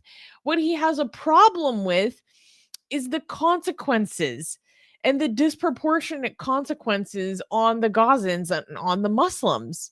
That's what he has a problem with. Not anything that was done, not this level of atrocity against Israel. That's not what he has a problem with. Yeah, exactly. Dia's saying, he's basically saying that this was a bad idea, guys. We're getting crushed. His issue with it is the disproportionate loss of life on the Muslims. That's his problem. So basically, the idea is, guys, if you want to kill Jews, make sure that we can actually win. That's basically the idea. Like, this is not a good idea for us to go go fight unwinnable battles. Basically, that's what he's saying, right? Yeah. And that's a perfect way of putting it, Armin, because if you go read through all the different things that he was saying, it was all coming down to going after people in the Hamas leadership who say that, like Khalid Meshal. So here's one quote. In the third essay, Al-Daya rejected the claim by another senior Hamas leader, Khalid Mashal, that the group's losses were tactical, while Israel's are strategic, disagreeing that the deaths of the Palestinians in the West Bank and Gaza are part of the group's strategy to achieve victory and the slain can be replaced. The Gazan cleric responded forcefully by asserting that none of the Salaf, the early generations of Islam, understood such a thing. He asserted that while the scenes of death and destruction in Gaza have led to opposition to Israel by worldwide governments, charges of genocide against it in international courts, and student protests condemning it, nothing has changed, quote, as the fleets of planes loaded with ammunitions and weapons of destruction continue to land in the airports of those waging war, i.e. Israel. According to Al-Daya, what the politicians see as an accomplishment has not affected those waging war and will not prevent them from their ferocious annihilation of lives and possessions. So he's saying, you guys say that this is such a victory and that the people that were slaughtered can be replaced, but you've accomplished nothing. Like, sure, there's a little bit more media backlash or more awareness, but they are still, our enemies are still being able to receive arms like every single day. Like, they have not actually taken like a tactical loss the way that we have. He goes on to say that the actions of Hamas, quote, according to the Gazan cleric, the ongoing war has, quote, caused a segment of the population from apostatize from the religion and a wider segment to increase their aversion and hatred of the religious who caused this calamity. Not only to mention the many who have been killed, maimed, or imprisoned. What? Yes. He's saying that? He said that. Where people are doing that? In Gaza? I don't know. I mean, he doesn't...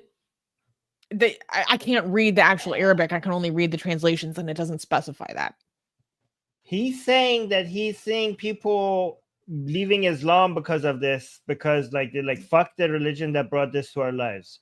Basically, that's what he's saying. Well, thank you for confirming that. I wonder, sometimes these types say apostatize when it's not really full apostasy. They're just not being like good religious people. You know what I mean? Right. So I don't know. I'll take it. Wait, is he himself, like, I know he's the most important Islamic scholar in Gaza, but is he in Gaza as well? Yeah, I believe so, based on what I was reading. Is there like, so is this like, can this get him in trouble with Hamas, or I think he's too big of a name to get in trouble, huh? Or maybe because Hamas, maybe because people in chat were saying like, you're 1 year too late for saying this. well, I mean, maybe it took 1 year for them to be devastated this much, for them to be like, okay, like we're being, this is too much, but like what the fuck, right? So the cost has been too heavy, and also maybe because Hamas has been weakened, so saying these things in Gaza might be easier to say than before, or maybe he's just such a big deal that nobody can touch him. So I don't know. And also the fact it's interesting because we have so many people supporting October 7th outside of Gaza, but when we have this Islamic scholar saying like fuck this shit from Gaza, to me the difference is that the other people outside, they don't have to pay the price, and this guy is right there seeing all the fucking destruction and devastation. And even with this Islamic, very religious, anti-Jewish, anti-Semitic Islamic mindset, because he's there, he's like, yeah, this was not a good idea. Okay, like in hindsight, like that. And guys, this is important. Like, do not dismiss this, because this admission is so good for the pro-Israeli side, because there's so many people outside of Gaza. They're trying to make it seem like Hamas is winning, Israel is weak, Hamas has the upper hand, the resistance is working. And now you have the main Islamic scholar from Gaza and saying like, yeah, we fucked up. So this is huge ammunition, like to throw at people like Muhammad Hijab. Well, no, Muhammad Hijab is actually realizing what the fuck is happening. Like people like Daniel. Wait, what do you mean? What about Muhammad Hijab? No, I mean, you know that he's noticing that the resistance is fucking pathetically weak. Like he knows that. He's complaining about it.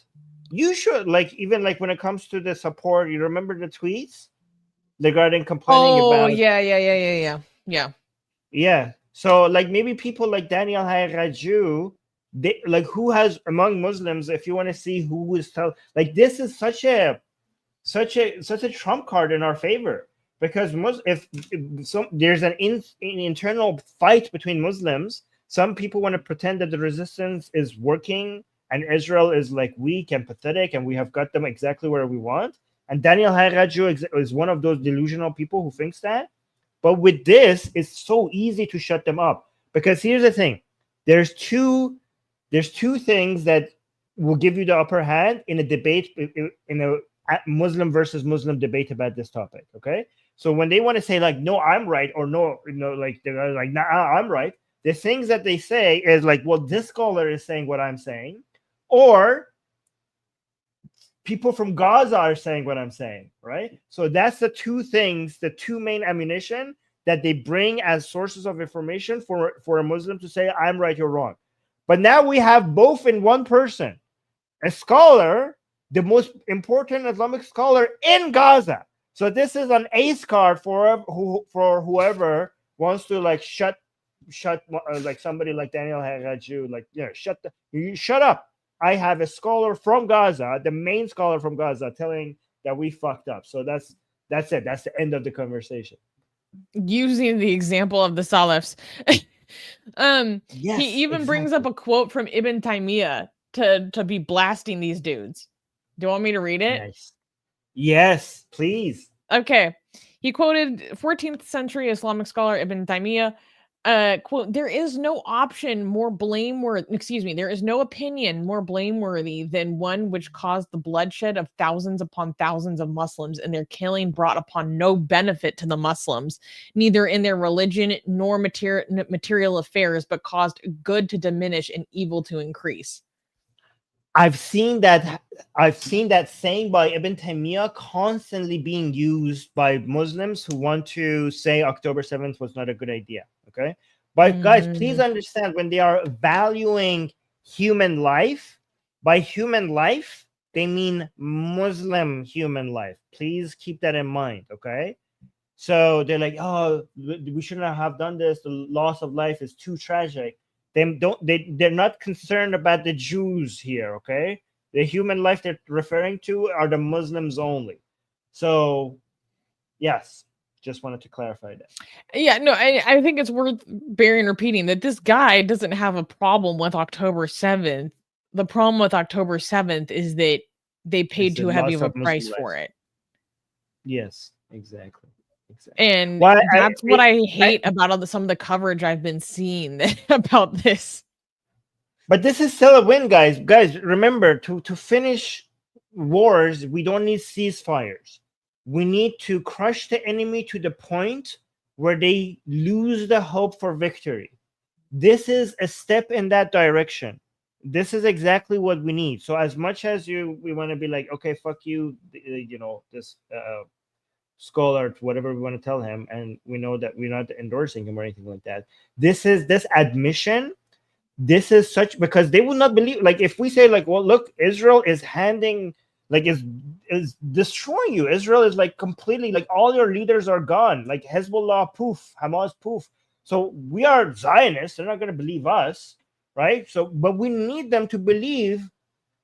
Because the Gazan people know how much they have lost, but the so-called pro-Palestinian people around the world, they don't think that. They think like, yeah, things are going great. Israel is like, we have, like, in fact, when Palestinians died, they're like, oh, great, more reasons for advertising how bad Israel is, because their main agenda is to make Israel look bad. So Palestinians dying actually works in their favor, right? But so they're not going to accept defeat. But this because it comes from Gaza itself, this is such a powerful weapon in our favor to basically shut down that propaganda. But go on, Suzanne. One thing that I wanted to say that I thought was very, very interesting. So I was speaking to a senior research fellow at a highly regarded think tank recently, and he studies extremism and extremist movements in the United States, and he's been following a lot of the pro-Palestine movements in the U.S. One, he says that the amount of Russian influence in the ecosystems and conversation, like platforms and channels of these groups, is insane. So that was interesting. But also, Armin, what he said is that since Israel has just been mopping the floor for the past like 3 months, like beeper operation, then taking out all of Hezbollah, then taking out all these people, boom, boom, boom, boom, boom. He said that he has seen significantly less activity within the communications channels of these groups. That he's like, we need to understand that these tactical successes are very, very, very important, more important than we understand for our own extremist movements that are happening domestically, regardless of what else is happening out there, because they're so demoralizing to the point that people just end up like walking away and disengaging. Yeah, and also because communication becomes impossible, because every time you use a communication device, it either will give away where you are, or you might lose your PP. And No, Armin, this is for people that are operating inside of America. These are just for little extremist groups inside America. Really? So oh wow, they're demoralized. That's great. Fucking this, yeah, that's amazing. Good job, IDF. You managed with your military accomplishments, you actually are winning the propaganda and the narrative war as well. That's fantastic. Yeah, people want to be on the side of the victors, I guess. So yeah, that's good. Do we have any comments here that we want to highlight? Suspicious timing. Okay, I don't know what this means. Why is it suspicious timing? It's late. Yeah, and this person raises a good point that I was trying to raise, because the BBC didn't really talk about this. It's like, he doesn't criticize the attack at all. He criticizes the damage to the Palestinians because of the attack. That's a good point. Yes, that's a good point. But if you just read the BBC coverage, you would not really figure that out. Okay. Yeah, and then people are also questioning, like, oh, how long is he going to be alive? Blah blah blah. I think he's too big of a name to be able for something to happen to him. Yeah. And also somebody saying this is the Trump effect. Interesting. Also, as Trump effect. Zaid, I mean, things are like, well, I'm not going to get into it. Zaid is saying, sir, your fatwa came a couple of decades too late. And also, Dee was saying 1 year later. It's 1 year later. Yes, we'll take it though. And also, yes, Zaid is correct. To clarify, Zaid knows more about Islam than the scholar. No, Islamically speaking, human life is not more sacred than Mecca. Zaid, you're correct. This scholar, so-called scholar, doesn't know what he's talking about. Yeah. Also, we already highlighted that. Oh, also, Scoop Dog is saying happy birthday, Susanna. Thank you. Yes. Okay, so we have a super chat. You do? Oh, yes, vacation. Occasion is saying when a state has no bread, they need circuses. I think he's referring to the Taliban execution to keep people entertained or give them something. This is a Roman saying, by the way. That's what he's referring to. Oh, I didn't know that. Yes. Hmm. Anyways, thank you so much, Cajun American, for the super chat. All right. So next news is clappable. I think you're going to be excited. Well, I mean, we don't like this. I think you're going to be excited to talk about this news. So let's clap for it. All right, let's clap for it. Next news. Iran opens hijab rehab clinic, treating defiance as a mental illness. This has been very interesting. In a deeply concerning development, Iran has announced the opening of a, quote, clinic for the quitting of hijab removal. Such an interesting way to phrase it. A clinic for quitting hijab removal in Tehran, marking a new phase in the regime's efforts to suppress women's resistance to mandatory hijab laws. The facility like an addiction.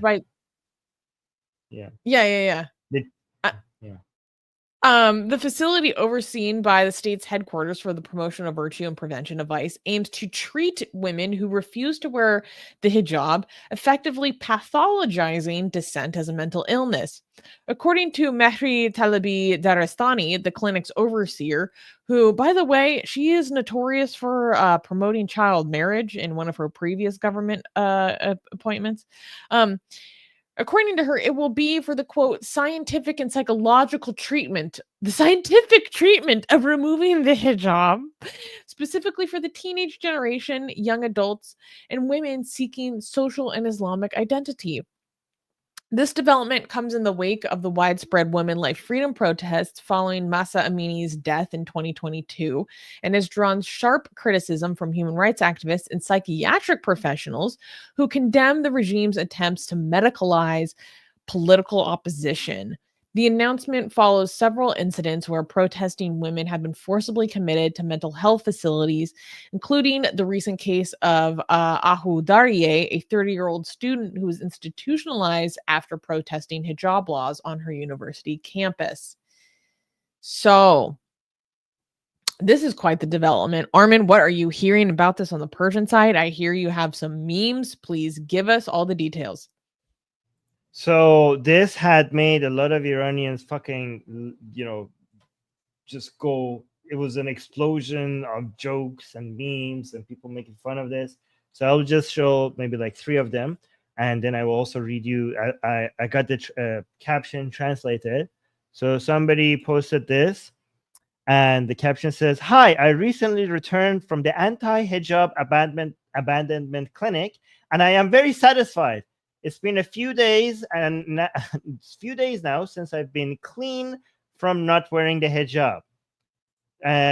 There's this one, and then somebody says, "This is the second session of the anti-hijab abandonment clinic. So far, 50% of the re-education has been achieved." and they had somebody apparently mistakenly went there to the clinic with their horse, and apparently this was the result. The effect of the clinics are so good that when you go there with your horse, the horse gets some side effects on it as well. So apparently, these are just a taste of how Iranians are responding to all of this. Like, Iranians are just too quick when it comes to the memes. They are, Right. It's like lightning fast. I don't know how they come up with it. But I mean, what are the kind of besides the memes? Like, what are the reactions going on? Like, a lot of people are like, what it's hard to translate, obviously, but the language that is being used is basically language of how you would talk about addiction. Like even the Yes. name, it's the Clinic for Quitting Hijab Removal, or that's one translation of it. Like, so it's framing it as like you have an addiction to taking off the hijab It's and we need actually to help worse. you with your substance use disorder. Like, what? They actually talk about it. They talk about it on Iranian national TV exactly as if these people are addicted to not wearing proper hijab, and that this is an addiction and this is an illness. On national TV, a man came and says, like, people don't understand that we are actually responding to a wave of low hijab women begging us to treat them. He actually claimed this on national TV, the official responsible for this. It says a lot of women in Iran who are not wearing the hijab, they are begging us to come to help them out. They're acting like okay. So basically, the understanding apparently is that women in Iran who are not wearing the hijab properly, they genuinely want to wear the hijab properly, but they have this itch apparently. Like they have this, they can't help it. They just something forces them to remove the hijab or something. I don't know. It's so bizarre. I mean, do they have sensory issues? Maybe Like, they I have don't know. sensory issues and they don't like the feeling of the fabric. They need different fabric. They talk about it as if they're talking about a drug. They're talking about, like, you see how many Iranian women, like, they are so fashionable. They like show their hair. They think like if they had the choice, they will actually wear like this woman. Like they will actually wear the full hijab if they actually they desire it. But they unfortunately they have this mental problem that they have. So some mullahs are saying that we are the idiots. So some religious people are telling us, like, guys, this is actually a good thing because we are saying it's not their fault. You know how sometimes like some Christians say, like, hey, no, we don't hate gay people. It's not their fault. This is that, we love all sinners. Like as if, I don't know, as if this is a handicap, or like they're treating it like a mental disease, so as a way to justify to explain why so many women in Iran are not wearing the hijab anymore, right? So I think this is coping, right? Obviously. I think by calling it a disease, they are basically telling the world that we have not failed in spreading Islamic ideology around Iran, that these women genuinely are still Muslim and they still want to live Islamic lives, but because of this disease that we are trying to treat, they're doing something that is actually not in line with their ideology. So, because remember, this goes back to why the Islamic Republic needs to convince its followers that most of Iran wants Islam. And it's really difficult right now to convince the 10% support that they have that we are actually in the majority, because even before, when they were in the majority, they will lie, like they will say that we're in the majority. But now, because there's so many women in Iran are not wearing the proper hijab, the 10% is being convinced more and more that they are in the minority, because the hijab is visible. If you give people stats and show, like, look, your support is less than 10 fucking percent, they're like, oh, that's Zionist lies. This is propaganda. Of course, everybody loves Khamenei. This is just like a few Zionist puppets in Iran that are spreading lies, right? But taking off the hijab in such high numbers, it's the most visible demonstration that you are the fucking minority. So they need this narrative of this is a disease to try to say, like, no, these hijabless women are still with us. They still want the Islamic Republic. They still love Khamenei. They still want the Mehdi, but they just are suffering from this disease. That's why they're saying this, to justify that 10% that we haven't lost these hijabless women. They're still on the side of even the hijabless woman. They're still on the side of the Islamic Republic. That's why this is happening. That's so interesting. I hadn't thought about that perspective, like catering to that domestic audience. Oh my god. Anti-hijab vaccines, basically. They're bringing experts, they're using such scientific language on TV. They are like talking like if you are one of their fans, if you listen to the academic way they're talking about this as a psychological problem, you could see how they would be fooled about it. Like, wow, oh, look at all these. Oh, so that's the reason. That's why the women in Iran are not wearing it. Oh, look at these experts talking about it in such academic ways.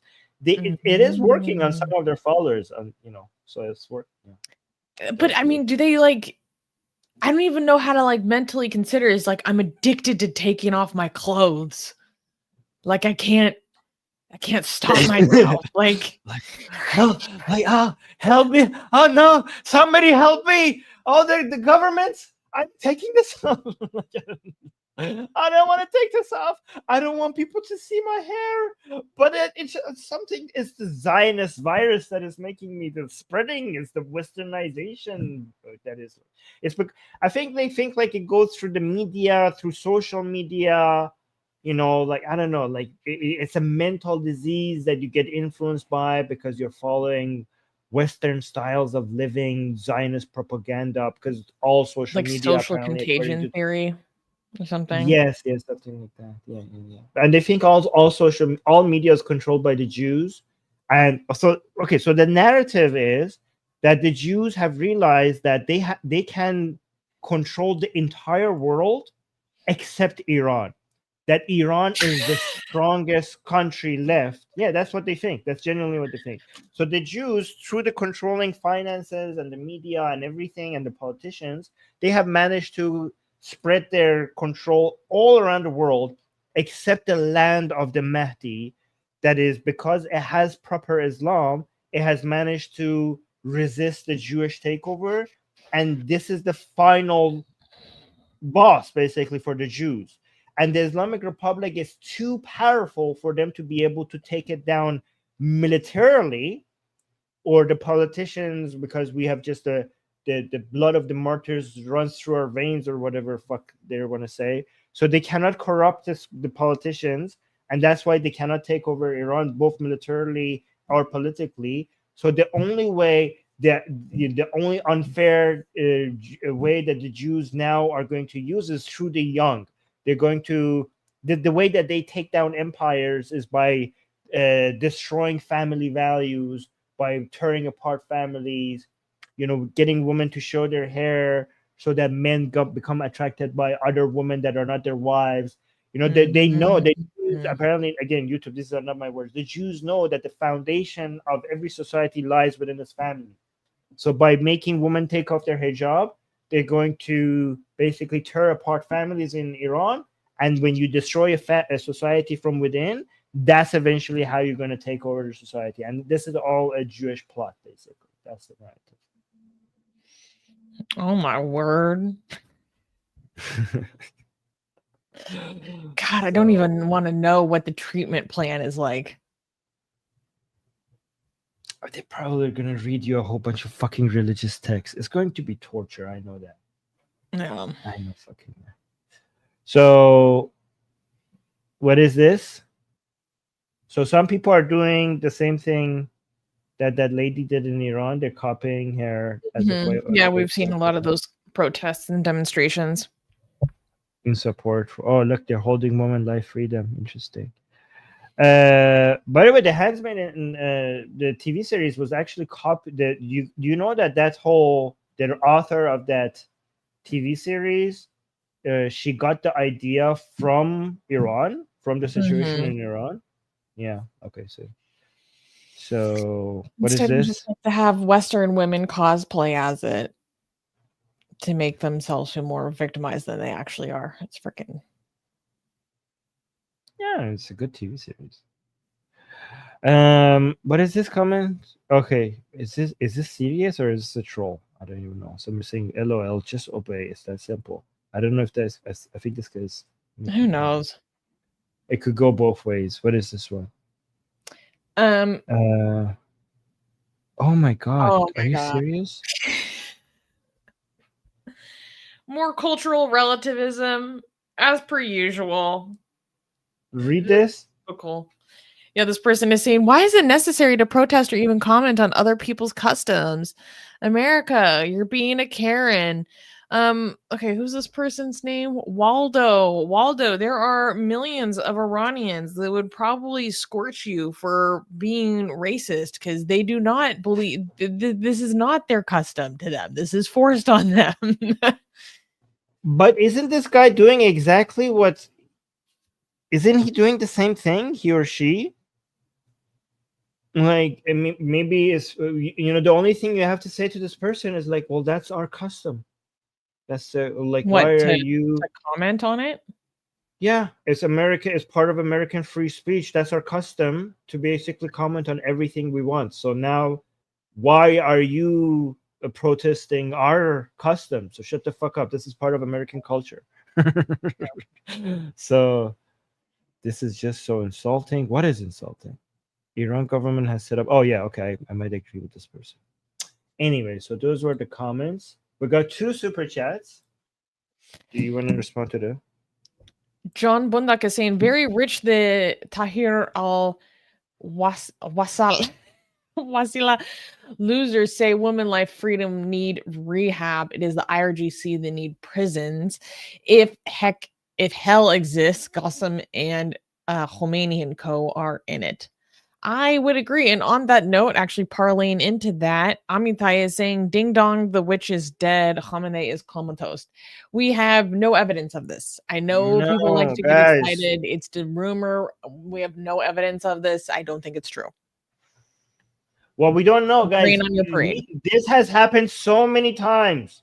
Okay, there's false news about. I mean, one of them eventually is going to end up being true, but wait for official reports, more reliable sources. You're getting people excited, and then it's going to come out as fake news, and then people are going to be disappointed. Okay, so again, we don't know. Don't spread. Look for credible sources of information before you spread this. But anyways, thank you for the super chat. Thank you for the shekels. Okay. Yeah, and thank you to everyone that joined us today. Thank you for supporting the show. If you like what we do and want us to continue, you can support Atheist Republic by becoming a member on YouTube, supporting us on PayPal, link is in the description, supporting us on Patreon, link is in the description. Everything really does go a long ways in helping us continue because our team is much bigger than just me and Armin. We have a whole Persian side of this organization that our work funds so that we can take our corruption in the land into the land of the Mehdi himself. Okay, that is what you are funding. Okay, people. Raising an army against Mehdi's army. Hell yeah. That's what we're here for. Guys, the end of times is going to be the army of the Mahdi and the Atheist Republic army. That's going to be the final battle. So thank you everyone. If you're not able to support financially, please leave a comment, hit the like button, subscribe, feed the YouTube algorithm. If you're on Twitter right now, come on over to YouTube and subscribe. We are quickly approaching 70,000 subscribers, which is huge. Yes. Huge, crazy, shocking how fast it happened. I'm very excited. Amika is saying, damn, so it's finished. Please tell me that there was a Susie rant before I arrived. Yes, there was at the beginning. Go watch. I basically did it at the beginning. And thank you for all the birthday wishes from everyone. Yes. It was so sweet.